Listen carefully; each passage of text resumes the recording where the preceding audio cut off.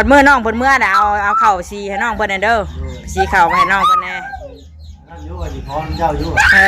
เอาไปซีให้น้องเพิ่นเมื่อไว้กินอยู่พุ่นแล้วซีเข่าให้น้องสอนแน่เมื่อไว้กินอยู่บ้านเนาะนั่นเนาะจากเราว่าพักเมืองอื่นมาฮื้อเราป่ะ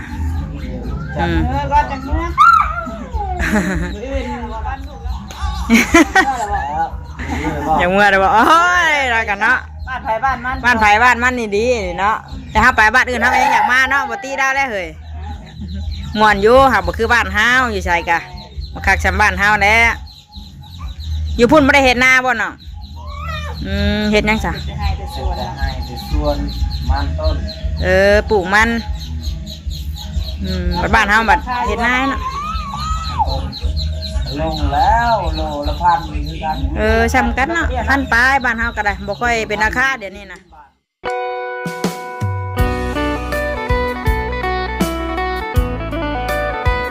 ไปลูกลงมาบ้านนี้เฮาเทือนเฮาแล้วกลับมาแต่รับน้องตาเพิ่นอยู่โรงเรียนพี่น้องเอ้ยเนาะแล้วลงมาดูล่ะโอ้ยมาจอดรถกันยังมาลงอยู่ไปแม่พัดติดนี่ติดยังลูกเอากระเป๋านี่เอาจักเลยให้ติดให้เอาสบายดีป้าลุงนะลูกสบายดีป้าลุงโดยกับทักทายสบายดีเด้อพี่น้องเอ้ยเนาะสบายดี FC มัดสุกุสุคนไผลูกไอถอนนะพอดีอันนั่นพี่น้องเอ้ยเนาะแม่งเตอร์กับหากระเห็นบ่าวสอนเพิ่นครั้งแรกพอดีต้มไก่อันไม่ให้เพิ่นอยู่รถแม่งเชื่อโทรมาว่าป้ายออกรับลูกก้อนเพิ่นว่ากันเลยเรายังถ่ายหน้าอยู่เนาะเรามาถ่ายหน้าซอยอันเคยล่าเพิ่นยังหน่อยนึงหรอกพี่น้องเอ้ยมาถ่ายหุดเนาะลุงจอยเพิ่นกับถ่ายกระแตเศร้าแล้วล่ะใกล้สิแล้วแล้วล่ะยังน้อยนึงอย่าขึ้นได้ลูกอย่าขึ้นก็เลยว่าพาน้องสอนมาลิ่นก้อนเพิ่นว่าแมงเตอร์ยังเฮ็ดกินให้เพิ่นอยู่ต้มไก่ทานได้ชุกดอกเนาะเดี๋ยวแม่น้องเชื่อเพิ่นโทรให้อันไปรับ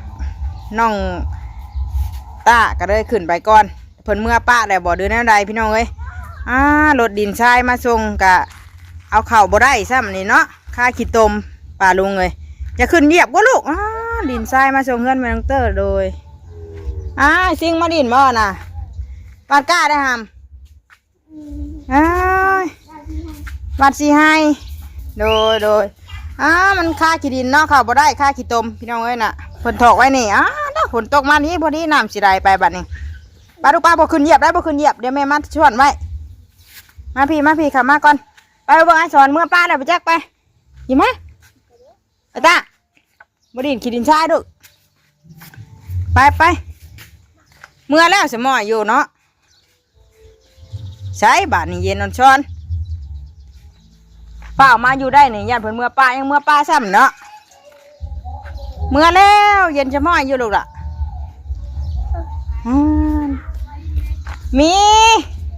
หากะเห็นก็แต่บุญใหญ่หากะมาอีกโอ้ยปาดก้าแล้วเลยนี่ได้นะก้าซ้ำชิมาโลกเอาเด้อนี่มันเดือนี่มักได้ลายโอ้ก้ากะงามซ้ำพี่น้องเอ้ยเนาะจุกเมื่อนะบ่ลูกน้องจุกเมื่อนะบ่ใส่ช้อนเมื่อป้าเลยโอ้ยว่าเมื่อป้าแล้วนะป้ามาอยู่ยันว่าอันเมื่อป้าสบายดีกินข้าวกินน้ำเด้อบ่เลยตาป้าไปรับแซ่บบ่ข้างหมอไว้ให้เด้อผัดว่าแม่ป้าเชอโทรมาว่าไปรับเอาลูกโรงเรียนป้าไว้เลยไปแล้วแหละเรียบร้อยคำน้องสอนมากก็คือสิบแล้วเนาะเรามาซ้ำซอยที่ขมุกกับใจลายๆเด้อน้องสอนเด้อเป็นยังไงมาดินอยู่พี่ม่วนอยู่บ่ทั้งม่วนทั้งเมื่อยที่เยอะเนาะแล้วก็เฮ็ดเวียกขึ้นกล้วยแล้วกันนั่นดิเนาะมีคนเปิดเพลงให้ฟังอยู่ใช่อยู่นี่บ่เพิ่นไม่ได้ไปหน้าไปแจ๊กทางนั้นกันเนาะเปิดดอมดำทำเพลงอยู่แจ๊กแน่น่ะ จะคิดได้หรือบ่มืดแท้นี่เบิ่ง ยอมแสงนะ ยี่ว่าเพิ่นเมื่อป้าเลยนะคือชะม้อยชะมีอยู่สิดอก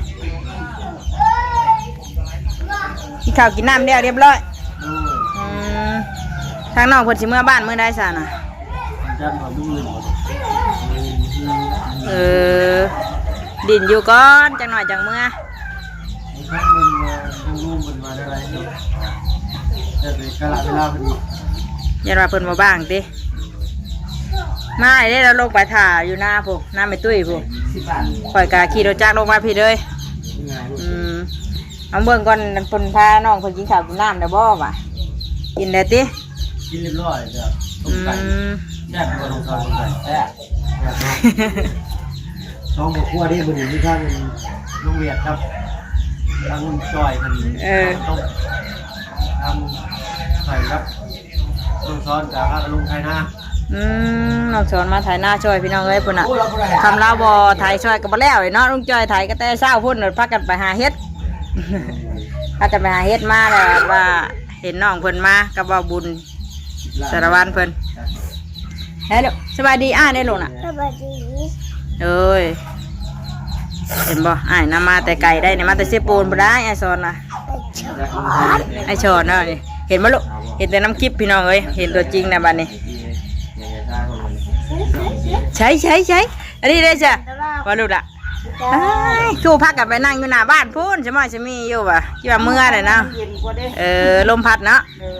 บ่มีเตียงนั่งช่ำติพากันปูสาดนั่งชมวิวอ่ะ ปักคอมันค่ะวะ น้ำแดงปลาขอ น้ำแดงปลาขอน้องใช่ไหม ว่าลูกล่ะสบายดีจุกเอ้ยว่าลูกทุจ้าอ้ายป่ะสบายดี ทางนั้นลุงมาบอก มาพร้อมกันเนี่ยไปมันโดนเพิ่นเด้เลย เป็นลงไปถามก็ เพิ่นลงไปหน้าไม่ตุ้ยแล้วเมื่อกี้นี่ เอาไปนอนกันทีไม่ได้พาลุงซ้อนไปคุณหรอ พาราเมื่อไหร่ดิมาแล้วพากันมาแต่หามลูกอยู่โรงเรียน จะได้ไอ้ตาไปเรียนมือ ไปแล้ว ไปห้องแฮนมือนิมนต์บอก พี่เจ๊กี่โมง ออน มอน มอนบอก จอนยังลูก เพิ่นชอนป้าชอนเนี่ย ได้ใจเส้นทานุ่มถอนนอน เต้นอะไรก็กินขนมขานอน สบายแท้เขาโรงเรียนกัน ไปได้ไปได้เนาะ เรียนเป็นมือวันยังได้อยู่ ฮะ ขุดเดินพัด วันศุกร์ได้มื้อนี้ วันพระวันธรรมดาเรียนเป็นหน่วย เอ้ยเพิ่นอันนั้นบ่เพิ่นฉลองวันเด็กบ่ลูกใกล้สิฮอดบ่มื้อวันอาทิตย์นี่ไปจักบ่ บัดมื้อน้องเพิ่นเมื่อน่ะเอาข้าวสีให้น้องเพิ่นน่ะเด้อสีข้าวไปให้น้องเพิ่นแน่ นั่นอยู่ว่าสิพรเจ้าอยู่ เอาไปสีให้น้องเพิ่นเมื่อไว้กินอยู่พุ่นแล้ว สีข้าวให้น้องสอนแน่เมื่อไว้กินอยู่บ้านเนาะนั่นเนาะจักเราว่าพักเมืองมื้ออื่นมื้อฮื้อดอกว่ะ ก็จังเนี้ยอื่นวันลูกเราพาใครเราพาลูกเราไปเที่ยว ดินก่อนติอยู่ดินก่อน เที่ยวเลยไปดูเปิดตาแน่ ดินก่อนจังหน่อยจังเมื่อ อยากเมื่อหรอวะเนาะเมื่อหรอวะ อย่างเมื่อเด้อบ่โอ้ยรักกันเนาะ บ้านไผ่บ้านมัน บ้านไผบ้านมันนี่ดีเนาะแต่ถ้าไปบ้านอื่นเฮาก็ยังอยากมาเนาะบ่ตีได้แล้วเฮ้ยม่วนอยู่หากบ่คือบ้านเฮาอยู่ไสกะบ่คักซำบ้านเฮาแหละอยู่พุ่นบ่ได้เฮ็ดนาบ่เนาะเฮ็ดหยังซะ จะให้จะสวน จะให้ไปส่วนมันต้น ปลูกมันบ้านเฮาบัดเฮ็ดนาเนาะ ลงแล้วโลละพันคือกัน ซ้ำกันเนาะพันปลายบ้านเฮาก็ได้บ่ค่อยเป็นราคาเดี๋ยวนี้นะ บาทไม่เท่าไร ฮะ บาท ก็10 บาทบ่ฮอด2 บาท จักแดะ 2 บาทไป บาท1 2 บาทเลย บ่เป็นราคาเนาะกล้วยที่อันน้องเฮ็ดน่ะกล้วยปลูกเองบ่งามสำเนาะมีแต่หมากใหญ่ๆกล้วยเนาะเห็นเพิ่นเอามาบ่าวจันเพิ่นเอามากับเคยด่าเพิ่นเอามาเนาะหน่วยเป็นใหญ่เนาะกล้วยน่ะงามมีดี คนละลูกก็กินจะสิบ่หมดเลย เฮ้อกินลูกเดียวก็ ฝากต้อนน้องกับใหญ่อยู่บ้านโอ้ยกล้วยใหญ่นี่แล้วอ่ะจากมารอบนี้ก็ได้ขึ้นเป็นน้องเพิ่นเพราะว่ารถจักรเพิ่นก็สิบ่รอดแล้ว เราขับรถจักรน่ะเนาะตั้งสู่ชีวิตแห้งอีดอกโดดแล้วกะป้ากันบืนนี่ดอก ไปพอที่ได้ยุ่งส่งอยู่ตัวนะครับคือมาสิเส้นหัวนะไปได้ยุ่งมาก ไปไงไปอันนั้นคุณว่าบืนขึ้นผู้ขึ้นยางอีเราวะเนาะเฮาส่งบ่ 3 4 5โอ้ยคุณไม่ได้นับกูแล้ว ส่งบ่ตัดส่งขึ้นรถบ่กล้วยมันเป็นราคาอยู่บ่ดง ราคาคือกันเอา กล้วยนะเป็นโลขายเป็นโลคือกัน ช่วงหนึ่งก็แพงอยู่เนาะมีช่วงแพงช่วงตื่นอยู่หมดเลยช่วงซื้อก็ได้ เสื้อลาย ล่องกันล่องมาลีเลยว่า1,000 ใช่ป่ะเนาะสิแล้วเวลาเฮาเฮ็ดหันเฮ็ดนี่ก็สิได้มันอยู่บ้านอยู่นี่ก็บ่ค่อยเป็นราคาคือกัน บ้านเฮาเป็นบ่นิยมปลูกมันเนาะบ้านเนาะ แม่นปลูกก็อันค่าเดี๋ยวนี้ได้เพิ่นอยากปลูกหลายแน่2-3 ปีขึ้นหลังนี่แหละก็บ่ได้มีดอกหากนมาอันนี้แหละค่ะเดี๋ยวนี้ก็อยากปลูกแน่แต่ก่อนก็มีแต่พากันเฮ็ดให้เฮ็ดหน้าเนี่ยเนาะบ้านเมืองเฮากับพี่น้องเลยแต่บ้านน้องเพิ่นผัดปลูกมันปลูกกล้วยบ่ได้มีคนเฮ็ดหน้าบ่เนาะเฮ็ดหน้าก็จะว่านํเขาให้เขายามจังเนาะ บ่มีน้ำ เป็นแต่ผู้เลยปะ เป็นผู้ยังเป็นผู้แหละแบบ ผู้เลยเพิ่นไปซักหลุม ซักเข้าใช่เนาะเขาให้เขายังอะนะ ไปเบิ่งน้องๆเพิ่นนี่แหละเจ้าเพิ่นเข้าฮอดก็คิดว่าอะไรอยู่ว่าชื่อนี้สิทางเลยเนาะ ไก่บ่ไก่ในเมืองบ่บ้านน้องเพิ่น จากห่างจากบ้านดงประมาณ500 เมตรบ้านดงก็ในเมืองแท้ๆก็อยู่เชียงโป้นนี่แหละเกือบติดชายแดนเวียดจากหันไปชายแดนเวียดประมาณ30 กิโลจากบ้านทะเลไป ไก่ดีเนาะถ้าเกิดฮอดบ้านเราได้มาจักมื้อได้จะคืนได้ได้เดี๋ยวบ่2-3 คืน2 คืนบ่3 คืนมื้อแรงไงติ เลย3 คืน พ่ออยู่กับไผสนองมาน่ะ อยู่คือแล้ว ไปกี่ฮอดได้ปะจ๊ะเราโทรมาหาอยู่บ่ในว่าไปกี่ฮอด ว่าเนาะ ในว่ากี่ฮอดลูกชายเพิ่นน่ะ ถ้าอ้อนบ่ถ้าอ้อนบ่ได้โทรมาเรา บ้านเดียวกันบ่กับบ้านนางอ่อนน่ะ อันถ้าอ้อนน่ะคือเมียอ้ายน้องของหนูซ้อน แม่นเนาะตะกี้คือว่า อันคอยเบิ่งคลิปแต่แรกน่ะคิดว่าจันน่ะคือว่าเว้าอันผัวสะออน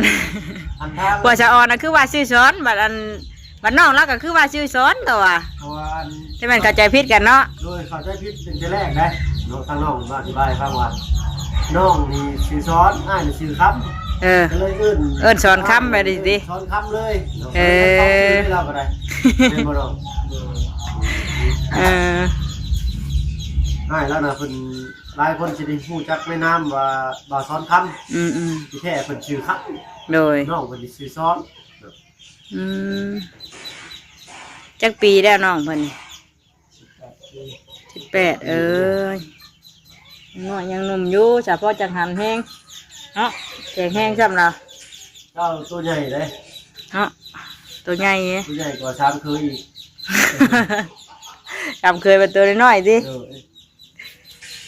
ใหญ่บัดเบิ่งน้ำคลิปก็คือว่าตัวใหญ่กว่าเลยบัดเห็นแล้วตัวจริงกับบัดคือน้อยๆธรรมดาบัดเห็นน้ำคลิปก็คือว่าใหญ่ฮะนะคือว่าตัวใหญ่กว่านี้ เดินผ่านกันประมาณ165 167เลยแล้วเอาเราปล่อยสูง ทำกันบ่ แล้วแต่ว่าตามผู้อื่นเบิ่งเลยเราสิสูงข่อยน้อยนึงกับห่างเราใหญ่นะเราใหญ่165 166เนี่ยประมาณ165ต่างกันได้เลยนะสูงเจ้าและสูง160เจ้าสูงง่ายเลยนี่ว่าเป็นน้ำเราตัวใหญ่เนาะ แล้วตัวใหญ่วะ ว่าเรามันเรียก62 162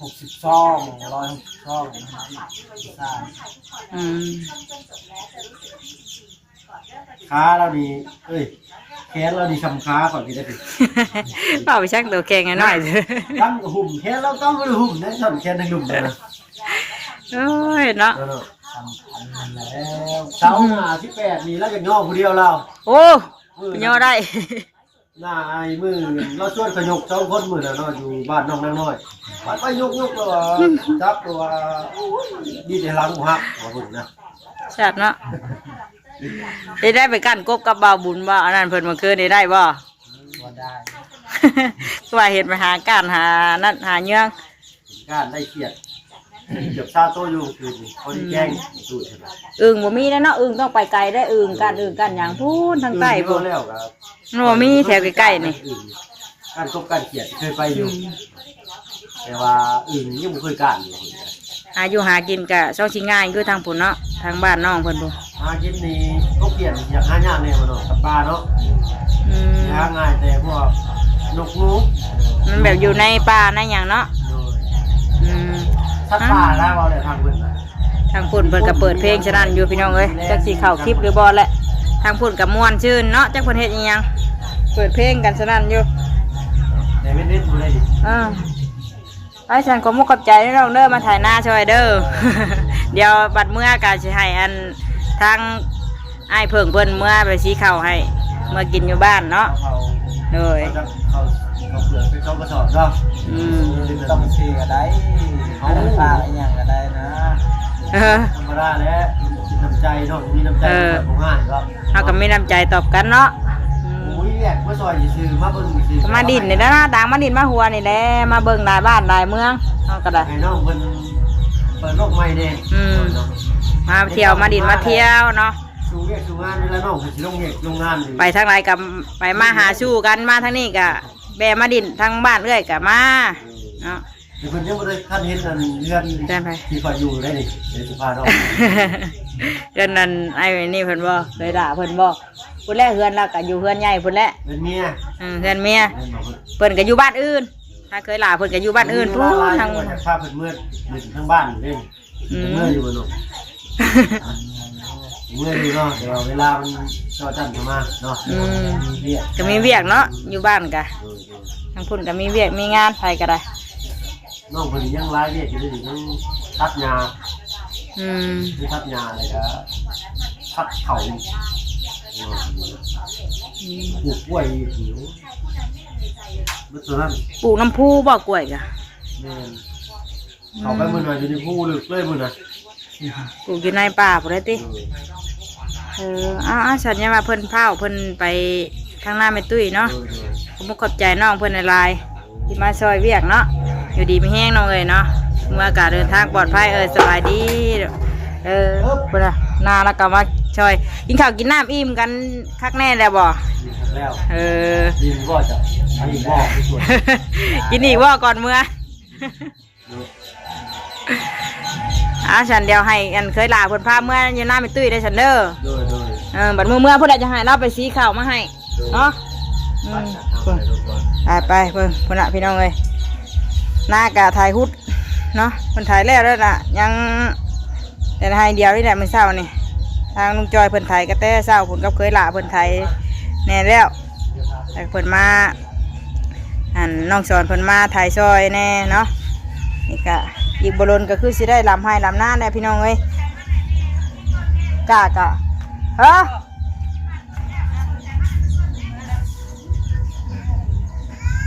อันนี่เลยใกล้สิได้ลำเลยเนาะอีกจักหน่อยแหละยังชิบานกล้าอีกอยู่พี่น้องเลยไปแช่เข่าปลูกไว้อยู่หันเนาะบ้านดีก่อนยันว่ากล้าเข่าบ่พอทางหน้าเฮากับหน้าบ้านเนี่ยกับมันกับอันบ่ค่อยออกคักปานใดเดี๋ยวยังสิได้ไปลำใส่แน่หั่นแหละเนาะบรรยากาศมื้อนี้ก็มื้อเช้านี่ผัดครึ้มฟ้าครึ้มฝนมื้อนี้ผัด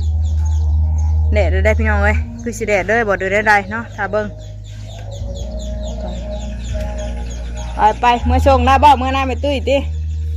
เมื่อชงได้เลยพี่น้องเลยเมื่อชงน้องสอนเพิ่นเลยฮะว่าอยู่ชายกับเข้ามาบ่ได้ติว่ารถชายเห็นแล้วตันทางซ้ำตันทางคนนะบัดนี้สั่งชายเพิ่นมาพี่น้องเลยเนาะบัดว่ามาบัดเข้ามาบ่ได้มันเป็นขี้ตมชายน้ำเพื่อนนี่แหล้วมึงเข้าบ่ได้ไปได้บ่ตันทางรถซ้ำมันเข่าบ่ได้นี่นะมันเป็นขี้ตมมาข้างกันนั่นพุ่นแหละโดยไปเมื่อขับใจเมื่อได้พี่น้องเอ้ยน้องสอนเพิ่นเนาะ โอ้ยทรายกับตันทางคนแท้พอเพิ่นนี่เนาะสิพากันได้อยู่ดินทรายเข้ามาได้พี่น้องเอ้ยตันรถตันทางครับบัดสิเอาเข้ามาในพี่บัดเข้ามาบ่ได้เนาะยามฟ้ายามฝนเฮ็ดหยังก็ลำบากแห่ทรายเข้ามากับรถเพิ่นก็ยากเข้ามาเพื่อสิเข้ามาทางบ้านก็ยากมันฝนตกได้ดินมันทางมันเปื้อนเนาะเอาเดี๋ยวมาช่วนพี่น้องเลยมาช่วนดินก่อนพากันคนดินคนทรายเข้ามาไว้ก่อนบัดนี้เนาะน้องเพิ่นกับเมื่อแล้วเดี๋ยวถ้ามืออันนั่นก่อนมือไหนเพิ่นสีเมื่อก่อนเดี๋ยวสิให้เคยลาเพิ่นไปสีข้าวให้เพิ่นแน่เนาะพอได้เมื่ออยู่เมื่อกินเมื่อสู้พอแล้วกินอยู่บ้านอยู่เมืองจิตน้ำใจแบ่งปันกันพี่น้องเลยไปสั้นเนาะคลิปนี้กับมีอย่างไรดอกแมงเตอร์กะมาแต่ห้องทำห้องเฮียนมาแต่รับลูกเลยกะมาอ่านดินน้ำน้องสอนเพิ่นเนาะเพราะว่ามือตอนที่สิไปหับลูกก็ตั้งเฮ็ดกินให้เพิ่นรถยันว่าเพิ่นเมื่อป้าแต่บ่ได้เลยแต่ว่ามากันยังอยู่ได้เพิ่นกันเนาะขอบใจน้องเพิ่นลายมาซอยให้ไทยหน้าพี่น้องเลยเนาะไปสำหรับคลิปนี้ลาพี่ลาน้องไปเพียงซ้ำนี้ก่อนแม่น้องเตอร์สิไปส่วนขีดินทรายเขามาไว้ก่อนเนาะยันฝนตกน้ำสิไหลไปปลาดูเลยไปเมื่อวานลายใหญ่ห่างเด้อเนาะสบายดีกันเบิดสุขุสุขคนอยู่ดีมีแห้งลำด้วยพี่น้องเลยไปฝากเบิ่งฝากชมคลิปของแม่น้องเตอร์เนาะที่สำคัญกับเบิ่งโฆษณาให้แน่เนาะสบายดีปลาดูเลย